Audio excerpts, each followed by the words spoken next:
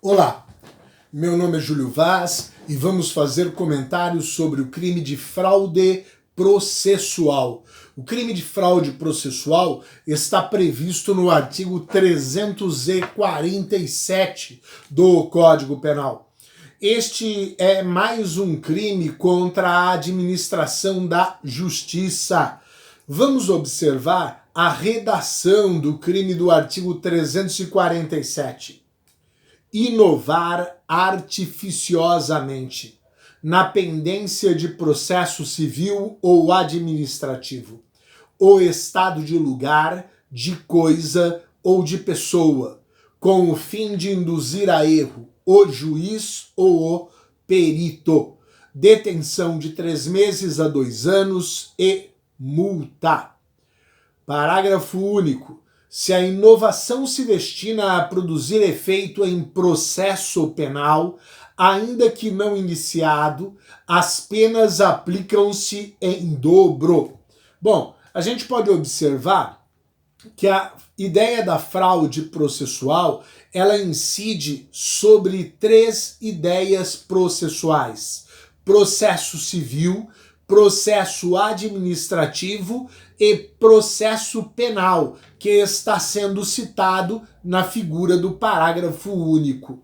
Inovar é modificar, é alterar, é mudar. Vamos observar que está sendo feita uma inovação, uma alteração, chamada aqui pela lei de artificiosa. Vamos verificar as ideias do ardil e do artifício aqui no nosso estudo. Na pendência, então observamos, durante o andamento do processo civil ou administrativo, o que vai acontecer? Vão ser modificados, vão ser alterados elementos materiais do local, da coisa ou da pessoa. Qual a finalidade? Induzir as pessoas ou do juiz ou do perito a erro, a uma má percepção da realidade. Eles não estarão tomando conhecimento, estarão ficando cientes da situação real. Observo que não citei agora o processo penal, porque ele aparece no parágrafo único. Bom, vamos começar lembrando qual é o bem jurídico protegido neste dispositivo. Estamos protegendo a administração da justiça. Para que a justiça possa realizar a sua atividade de dizer o direito nos casos efetivamente, ela precisa ter conhecimento real, efetivo daquilo que aconteceu. O objeto jurídico, então, é a administração da justiça. E o nosso sujeito ativo neste crime? A lei não estabeleceu nenhuma qualidade especial. Não havendo qualidade especial, insisto, estamos diante da figura classificada doutrinariamente como crime comum, aquela em que o tipo penal não exige qualidade para o sujeito ativo. Neste caso, o crime pode ser praticado por qualquer pessoa. E o sujeito passivo? O sujeito passivo é o Estado, que está representando aí a nossa justiça. Então, o sujeito passivo é o Estado nesta prática. O tipo fala em inovar. Já dissemos lá no início, inovar é modificar, é mudar, é alterar. Mas estas mudanças, estas alterações ocorrerão durante os procedimentos. Procedimento que é o processo civil, o processo administrativo ou o processo penal, colocando este aí último como uma exceção, pois mesmo antes de iniciado, já poderemos ter configurada a prática da fraude processual pelo artigo 347, em razão do parágrafo único. Mas para o processo civil e para o processo administrativo, a inovação se dará durante o transcorrer do processo. E o que vai acontecer? Vai se modificar, se alterar, se inovar artificiosamente. O que significa isto?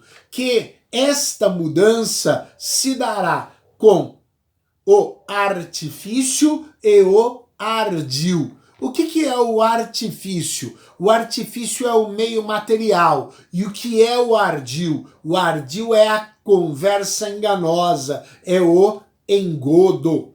Vamos observar que esta inovação apresentará sempre uma idoneidade subjetiva e uma idoneidade objetiva. Diante da idoneidade chamada de subjetiva, nós vamos encontrar a capacidade de enganar em relação àquela alteração feita. E na ideia de uma idoneidade objetiva, nós vamos encontrar a mudança material, a inovação material que será produzida. A finalidade, lembro, de produzir-se uma inovação é conduzir o juiz a erro, é conduzir o perito a erro. Vamos admitir no tipo penal que a inovação venha a incidir sobre o estado do lugar, que é o local, sobre a coisa, que pode ser móvel ou imóvel, sobre a pessoa, sempre olhando para um aspecto físico, para um aspecto externo. Significa dizer, não admitimos a inovação em relação à pessoa nas ideias de uma inovação psíquica, civil ou social. Vejam, aquela pessoa que muda o seu comportamento, tendo uma outra forma de comportamento, o seu psíquico está sendo alterado intencionalmente para conduzir a erro a conclusão do perito ou do juiz. A mudança ou a inovação civil, quando aquela pessoa, por exemplo, casa ou vai se divorciar. E social, também muitas vezes comportamental, mais participativa, menos participativa, envolvida com grupos que auxiliam as pessoas, auxiliam os mais carentes. Estas ideias de inovação, elas, mesmo sendo ideias realizadas com o propósito de enganar os peritos ou o juiz, elas não constituem o crime do artigo 347. Admite-se a inovação sobre o estado de lugar, local, sobre a coisa, móvel ou imóvel, e sobre a pessoa. Já mencionamos aqui apenas o aspecto físico, exterior. Ora, a gente pode imaginar com os senhores uma série de ideias de inovação. Nós podemos ter inovação de uma pessoa que chega ao local onde ocorreu um crime de homicídio e ela limpa a mancha de sangue de determinado local ou de determinados locais. Nós podemos ter a ideia da inovação em razão do plantio de uma árvore ou da retirada de uma árvore do local. Nós podemos ter a inovação através da abertura ou do fechamento em um imóvel de portas e janelas. Observando, quando falamos do aspecto físico da pessoa, poderíamos lembrar de uma cirurgia plástica, seriam elementos de inovação artificiosa. Vejam que conduzem à ideia de enganar e, ao mesmo tempo, observa-se a alteração material em relação à coisa. Falando mais aqui da área do direito processual penal, poderíamos imaginar, olhando o processo penal, do que se refere a provas, a alteração feita por alguém dos elementos contidos em um local de crime, arrumando objetos que foram danificados ou retirando restos ou objetos que foram danificados. Você vai ter aí a inovação artificiosa, perfeitamente identificável que houve uma mudança material com a finalidade de enganar. Vamos observar que algumas questões já são claras que elas não são consideradas prática de fraude processual. Aquela pessoa que corta os cabelos ficando careca para evitar um reconhecimento, ou ao contrário, deixa a barba, ou ao contrário, deixa crescer o cabelo ou retira a barba. Cortes de cabelo, cortes de barba, deixar crescer o cabelo, deixar crescer a barba. Ora, estas práticas não constituem a chamada fraude processual do artigo 347.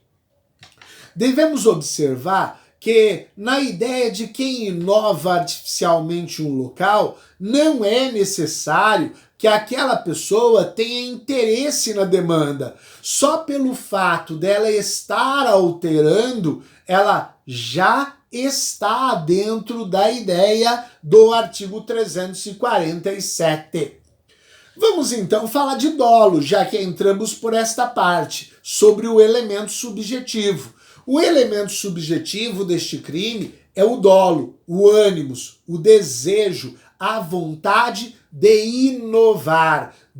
inovar artificiosamente. Mas aqui o nosso dolo tem uma finalidade. O agente quer levar a erro, conduzir a erro a pessoa do perito ou a pessoa do juiz. Quer que eles tenham uma má compreensão da realidade, que eles não consigam perceber efetivamente o que aconteceu. Chamamos a esta finalidade específica do agente, quando é encontrada em um tipo penal, de dolo específico. A gente observa, a teoria tradicional estabelecendo o dolo específico, quando além da conduta, o agente tem uma finalidade. Observamos ainda que esta figura penal não faz previsão de forma culposa. Volto a aproveitar e lembrar o artigo 18, parágrafo único, que fala sobre a excepcionalidade do crime culposo. Inclusive, alguns a tratam como teoria da excepcionalidade do crime culposo. Só existe figura culposa onde expressamente prevista no texto da lei. Não é o caso do artigo 347. Em relação à consumação, é possível observar na doutrina duas correntes diferentes. Então, que, embora adotem as duas o mesmo entendimento que o crime do artigo 347 é formal, descreve conduta, descreve o resultado, mas não precisa produzir o resultado para a sua consumação, mesmo as duas sendo adotantes da ideia do crime formal, cada uma delas vê o momento consumativo em um instante diferente. A primeira corrente observa a consumação com a idônea e efetiva inovação artificiosa, ou seja, na hora que o agente procede à inovação, faz a modificação, sendo ela idônea, capaz de enganar, sendo ela efetiva ali realizada, a consumação ocorre para a primeira corrente. A segunda corrente entende que não basta que a inovação seja realizada, mas esta inovação precisa chegar ao conhecimento do perito ou do juiz. Quando a inovação artificiosa chega ao conhecimento do perito ou chega ao conhecimento do juiz, vamos observar que o crime estará consumado. Observo que nenhuma das duas correntes espera que o erro se efetive, ou seja, basta para a segunda corrente a inovação chegar ao conhecimento do juiz ou do perito. Não é preciso que eles estejam em erro por causa disso, que aquilo realmente consiga enganá-los. Isto não é necessário. Para a consumação do crime, a ocorrência do erro por parte destas pessoas é um indiferente. Não há necessidade. Os autores chegam a citar que o erro efetivamente, ou seja, o erro produzido a pessoa do perito ou a pessoa do juiz em razão da inovação, constituem-se em exaurimento do crime. O que é o exaurimento do crime? O exaurimento do crime é o resultado mais gravoso que ocorre após a consumação. Vejam, o crime estará consumado, a exemplo, com a inovação, ou pela segunda corrente, pelo conhecimento do perito ou do juiz sobre a inovação. Mas não há necessidade de que a inovação os leve a erro. Embora ela seja efetiva, ela seja idônea, eles não estão enganados por ela. Eles conseguem ver o que efetivamente aconteceu. Observo que para este crime de fraude processual, a tentativa é considerada admissível. Estamos falando de um crime formal e, para admitirmos a tentativa, nós vamos ter que observar o crime sendo praticado na forma plurissubsistente. Que significa dizer? Ora, significa dizer que o crime é praticado com uma conduta que é composta por mais de um ato, por 2 ou mais atos. Então não temos por que não admitir a tentativa. Pela teoria geral do crime, olhando para crimes formais, quando praticados de forma plurissubsistente, a tentativa é admissível. Falando em ação penal, a gente não vai encontrar nenhuma das regras de exceção para este crime do artigo 347. A fraude processual segue a regra geral do artigo 100 do Código Penal, ou seja, a ação penal é pública incondicionada. Ação penal pública incondicionada. Gostaria de voltar a lembrar a figura do artigo 347, parágrafo único, que a gente fez a leitura lá no início. Parágrafo único. Se a inovação se destina a produzir efeito em processo penal, ainda que não iniciado, as penas aplicam-se em dobro. Bom, primeiramente vamos lembrar que este parágrafo único apresenta-se como uma circunstância específica de aumento de pena. Ou seja, se a prática se refere à inovação não no processo civil, não no processo administrativo, que terão a pena prevista na figura do caput, mas no processo penal. No processo penal, a pena do caput sofrerá o aumento do dobro. Ora, é o claro reconhecimento da importância do processo penal dentro do nosso sistema, onde os nossos bens jurídicos, liberdade, são atingidos pela consequência de uma condenação, de uma responsabilização penal.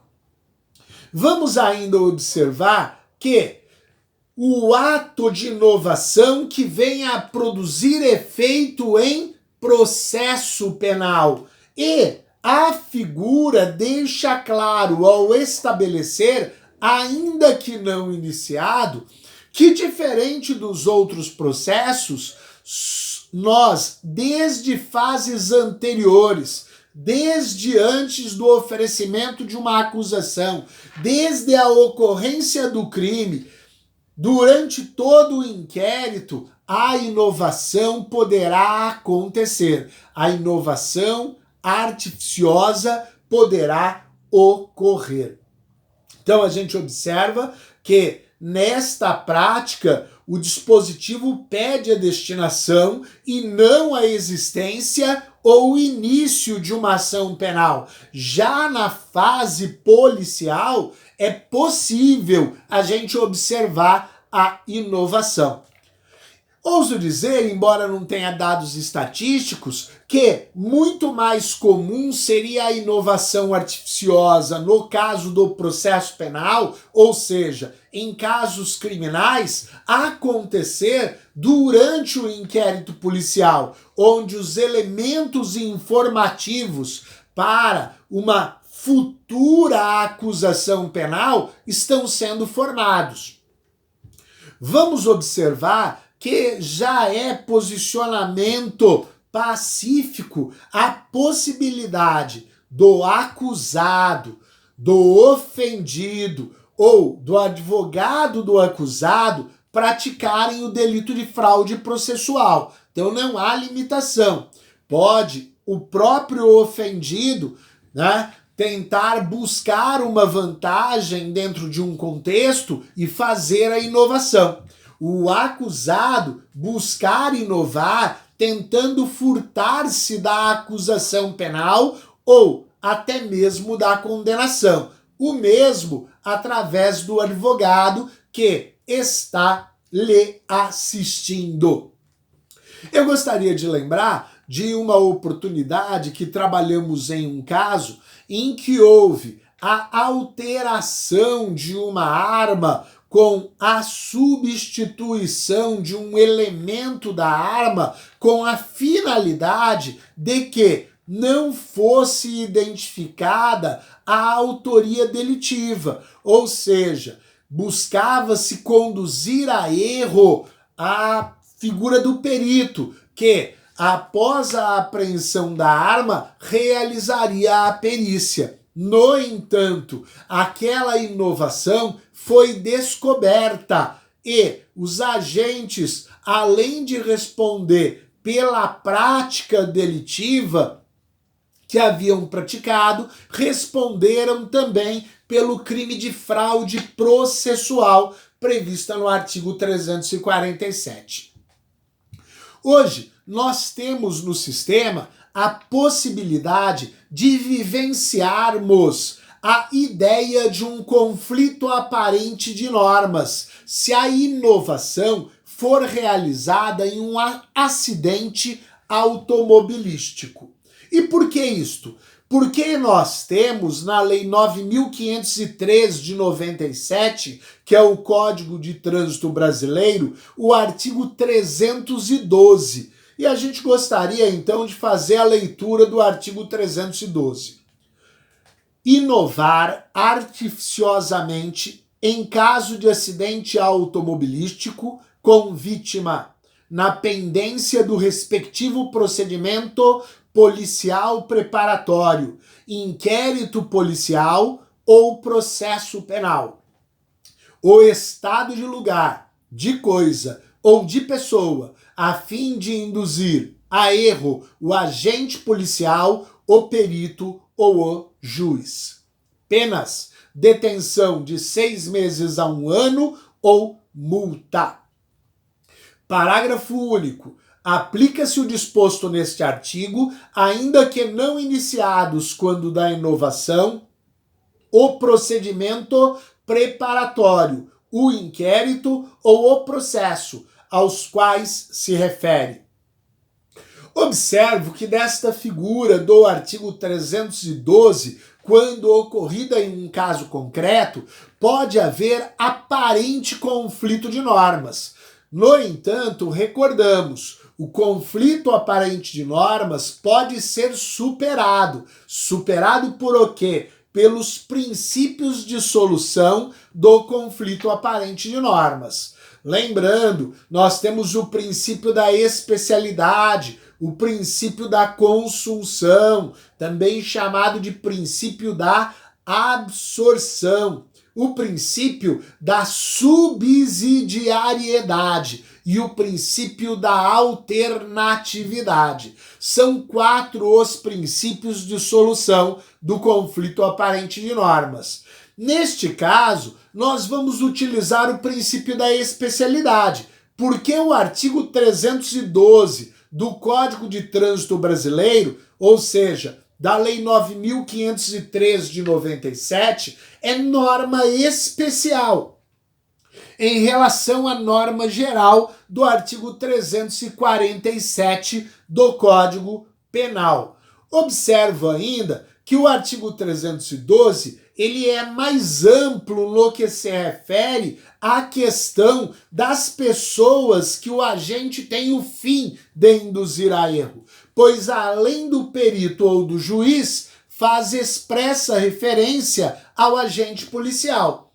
Essa figura do agente policial nós não temos no artigo 347. E deixa bem claro que, embora não iniciado nem mesmo o procedimento investigatório, já é possível haver inovação. Como já dissemos, lá no artigo 347, na fraude processual, também é possível em razão do texto do parágrafo único. Estas são as notas que a gente traria sobre o crime do artigo 347, que é a fraude processual. Eu gostaria de agradecer a sua presença vendo o nosso vídeo. Muito obrigado.